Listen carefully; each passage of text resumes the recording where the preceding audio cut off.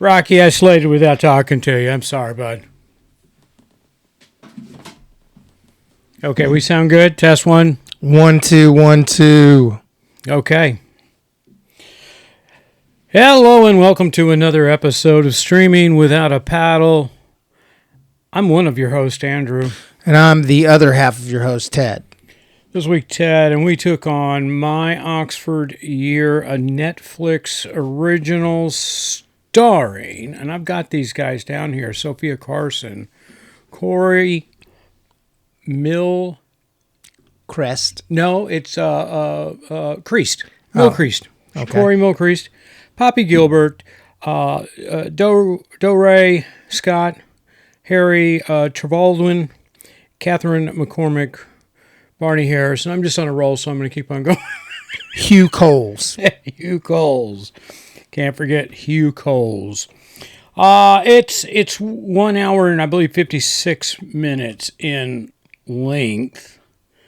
But don't let that scare you. And I rarely ever say that. It's a romantic.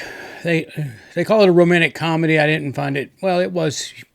Was it funny? Yeah, there was like two. There were light moments. Light moments. There was as many light moments as there were very heart-heavy moments. Yeah, Hugh Coles is the comic relief, as well as Harry Trevaldwin.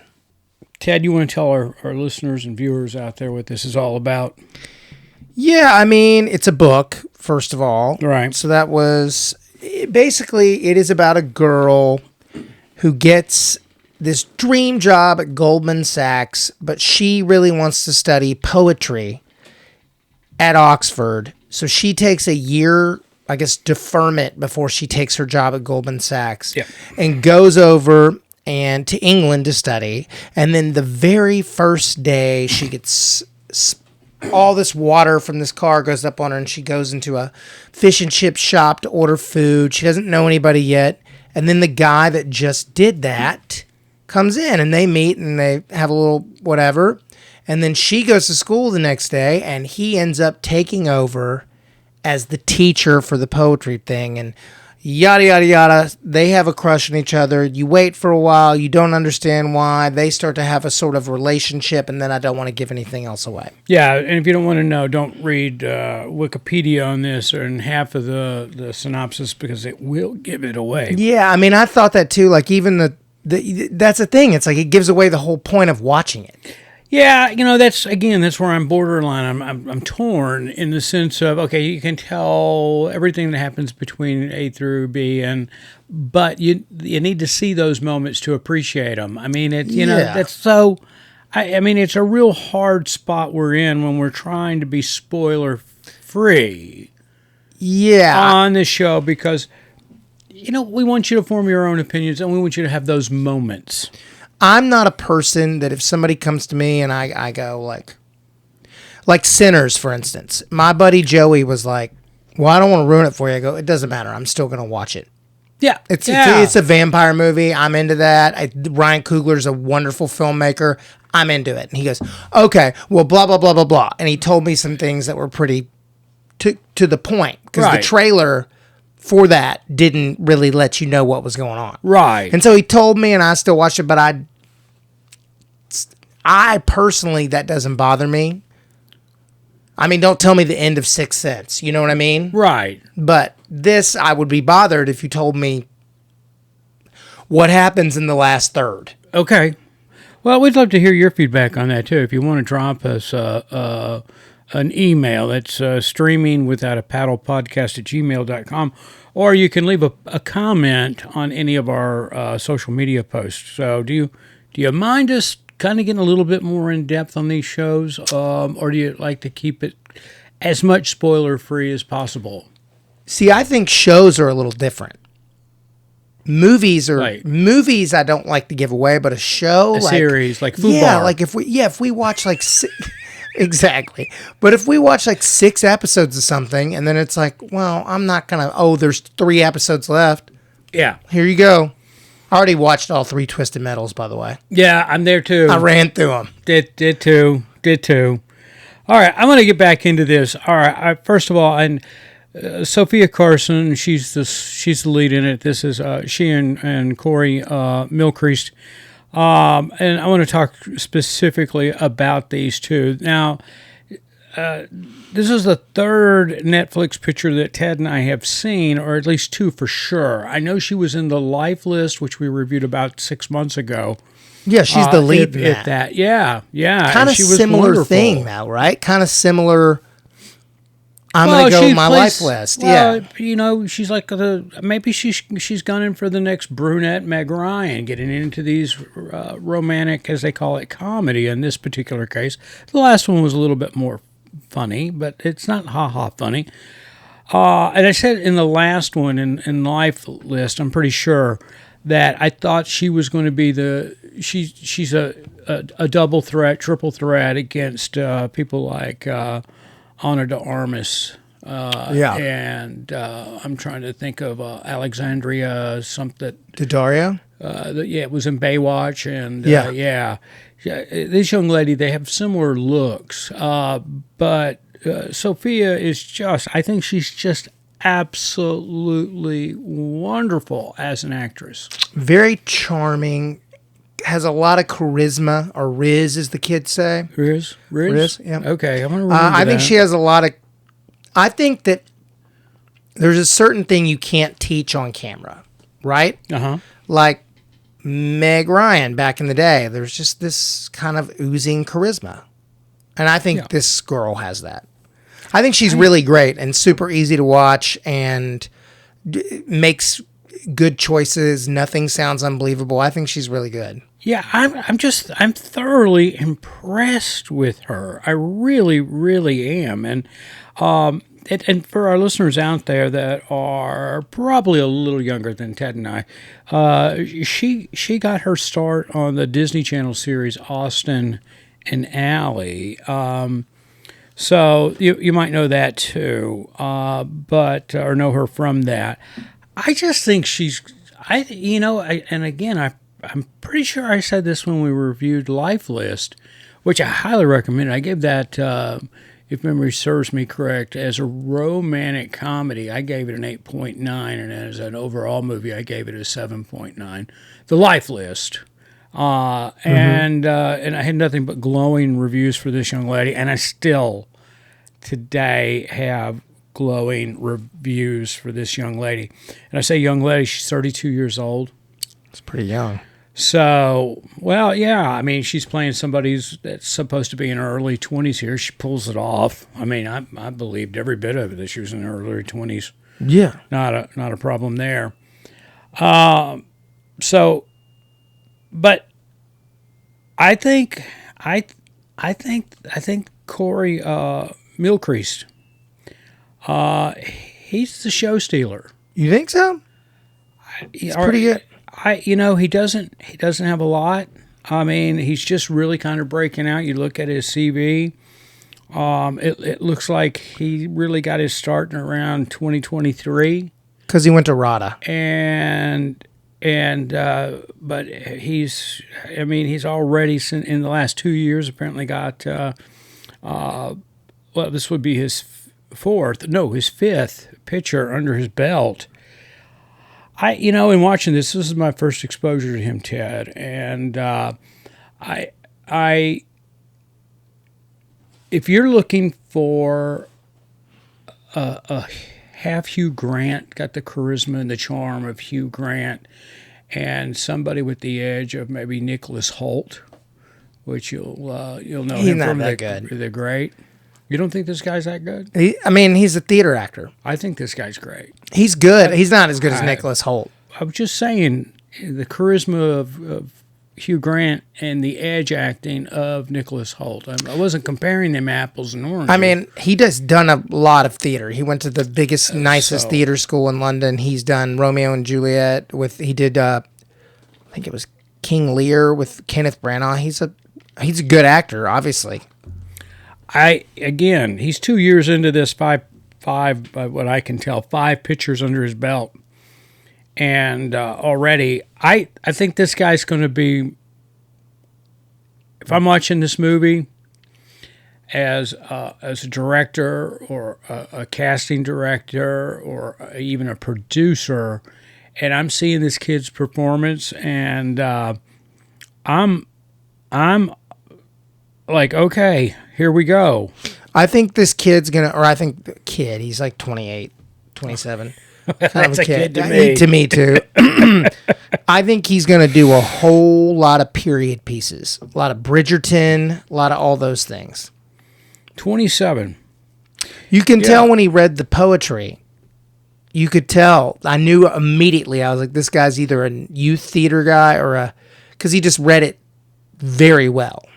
I was just blown away by his performance in this, and I did. I mean, he has the edge of, if you want to compare it to somebody, of Nicholas Hoult, and he's got the charisma and the charm of Hugh Grant, and I think that's a winning combination. So, and just one more character I want to touch on here really quick, and that's Dougray Scott. This guy plays a villain everything he's in. I mean, he was all in the Mission Impossible stuff, and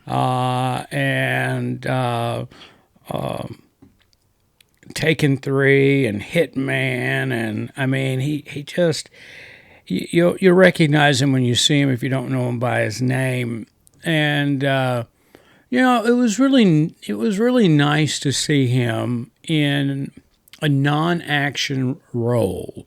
I'm sure he's done other things, but that were non-action. But I don't recall seeing him in anything that wasn't shoot 'em up, bang bang, and he played the villain in it. And I thought he did a really, really wonderful job on that. In this, it was very, very true.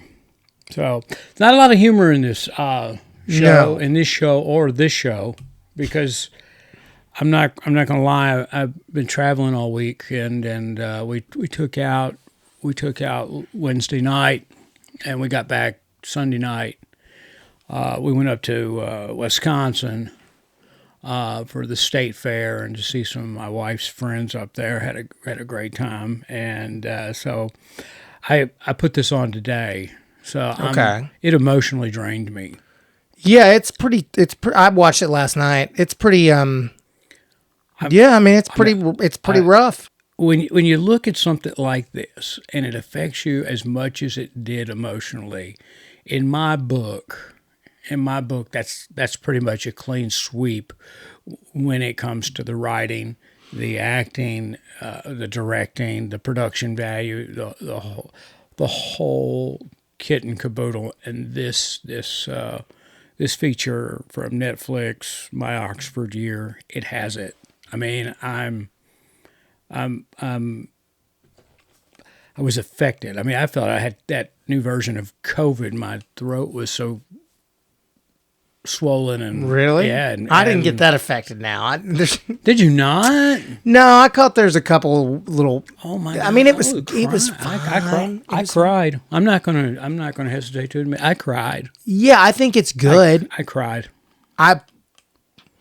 I wouldn't watch it again. Oh, I'm watching it again. I can't watch it right now again because the wound's too fresh. But I'm watching this movie again. No question. I think Sofia Carson and Corey Mylchreest just did unbelievable jobs. And this is sadly the type of the movie.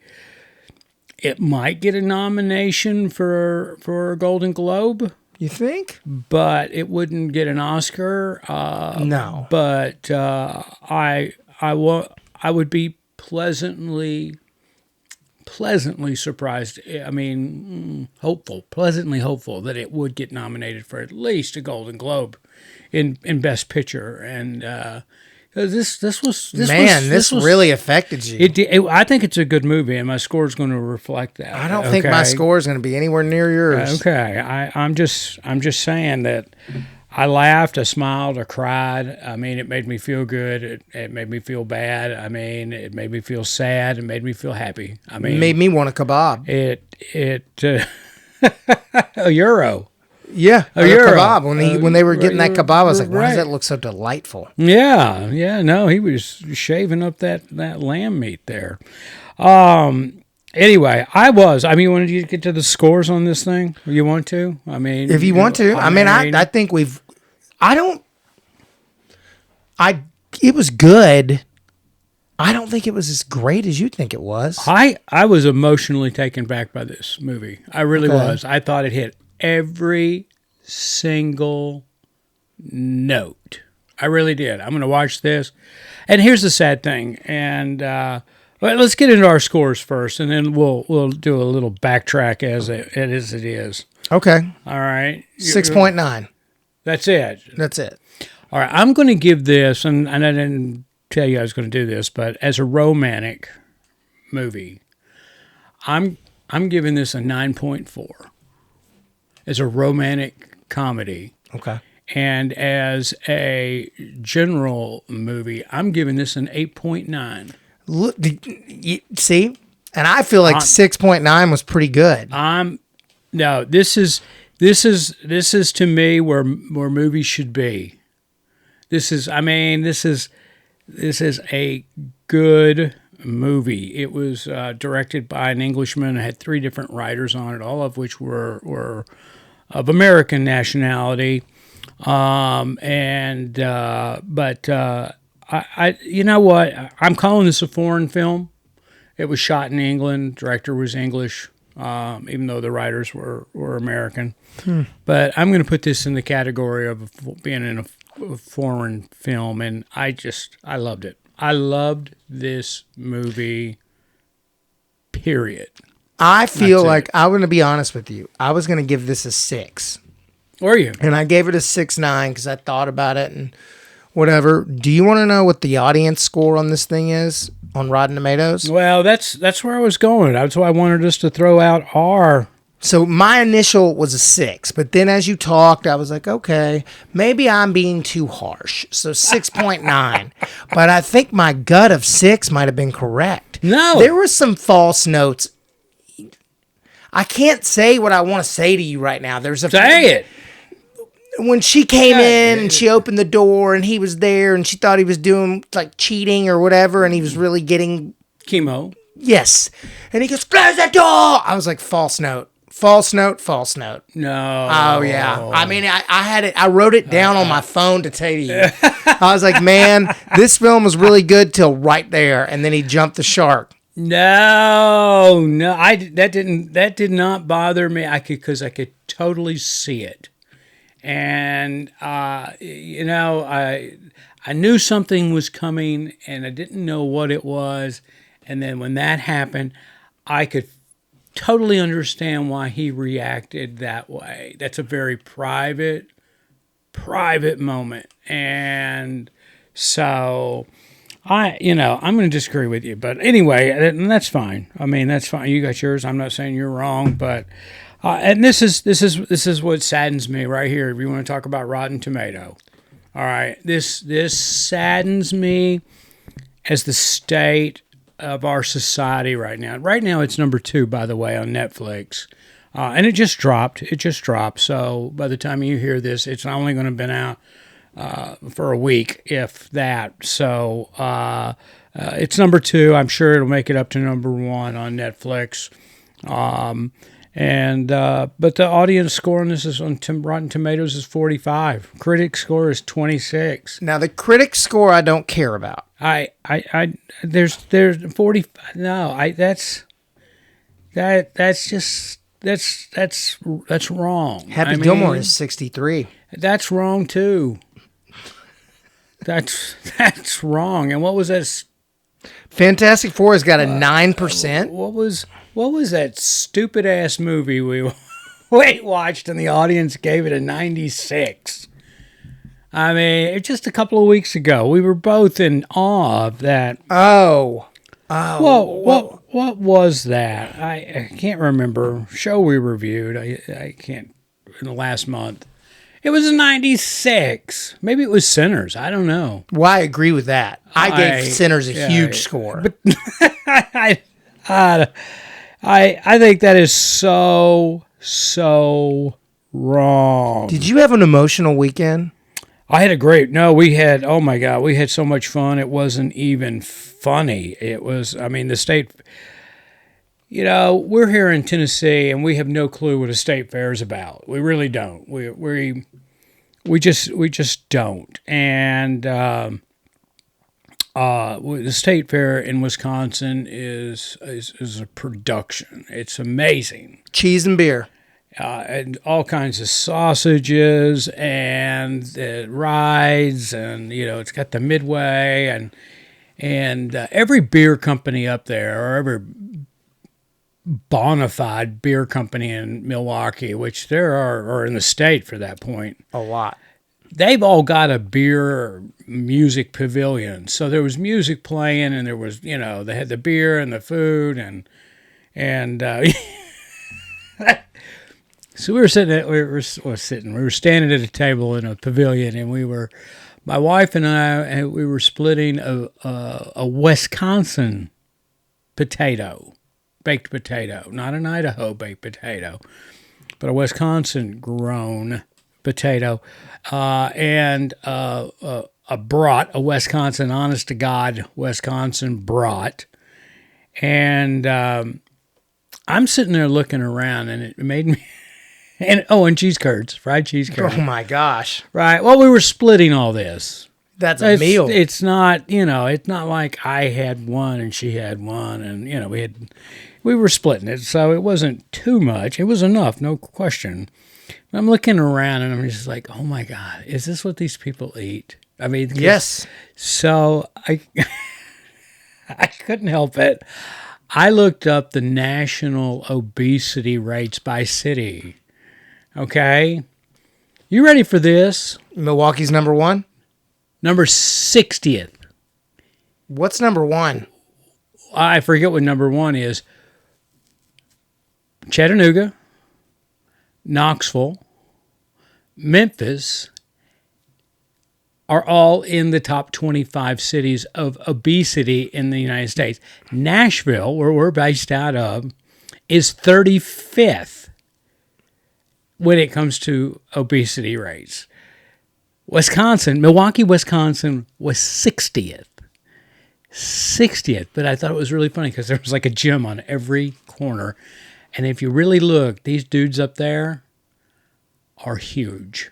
I mean, they're heavyweight big. Yeah, they're big boys. They're heavyweight. So it's like, okay, I'm going to believe it. I'm going to believe it. But anyway, we had a great time. We listened to music and saw some friends that my wife's friends, and which I knew.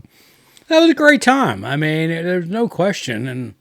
And the only bad part about it, the roads up in Milwaukee suck.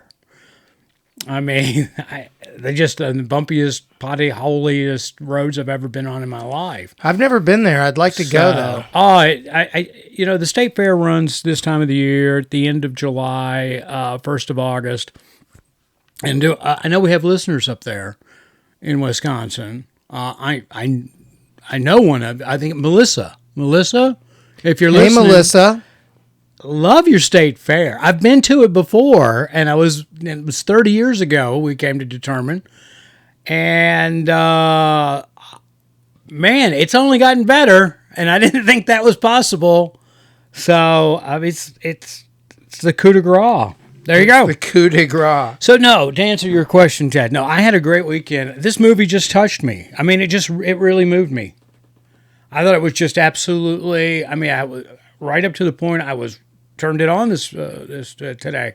I was fired up. I was in a good mood. I mean, attacking the day, carpe diem, baby. Then this sucker comes on, and I loved it. I love this movie, but emotionally, it just beat me. I mean, it was perfect. It's one of these kind of movies. Sure. Oh, anyway, as Ted said, Twisted Metal's first 3 episodes have dropped on it's Peacock. Mm-hmm. So I've watched. It's the same as last year in the way of it's a fun show. And Anthony Kerrigan coming in and killing it. So, yeah, and it's out. It's out. Roger Ebert gave this movie a 1.5 out of 4. That's not really the number I look at, but if I see that in the entirety of an audience score is that. Well, and again, I said this makes me sad thinking about this is where our society is. If you can't appreciate a movie like this, I'm sorry. I mean, if you're giving this a 1, It's not a 1. It's not if you're a 1. giving this a 28, if you're giving this movie a 45, that's depressing. I mean, what were the critics on this thing? A 16 from Rotten Tomatoes? Yeah, but who cares about critics? 26. They were a 26. I don't want to call us critics. We're reviewers. How about that? Yeah. I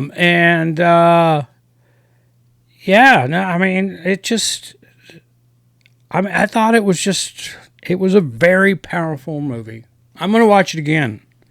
I'll have a tissue with me because I'm sure I'll tear up again, but it was just, it was just one of those movies. And here's mark my word, Corey Mylchreest, he is going to explode, just like I said 6 months ago or whatever it was that